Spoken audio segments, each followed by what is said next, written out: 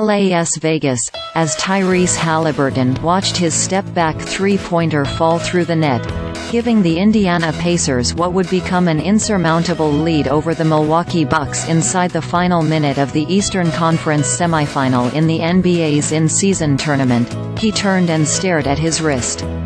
The implication was obvious.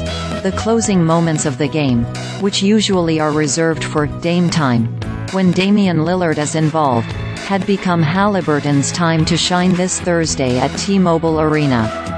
There were still 48 seconds on the clock as Haliburton celebrated, but they were a mere formality.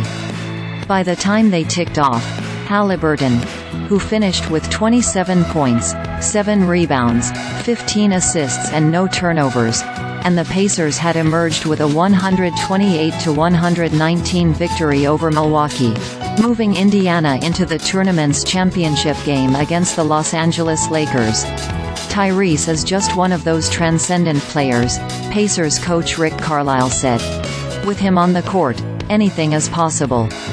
That includes reaching the title game, something the Pacers set out to do before this tournament began, a stepping stone to the national attention they crave.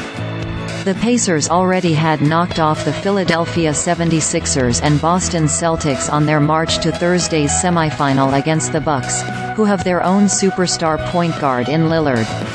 In addition to Haliburton's nod to Dame time, he shouted, "I can do that, too," after burying a three-pointer in the third quarter to match one by Lillard, who scored 16 of his 24 points in the third. At the other end, Lillard said he thought Haliburton's gesture was a nod toward his history in the game and acknowledged that for as many times as he has come through in clutch moments, including several times this season, he has to tip his cap when the opposition does it.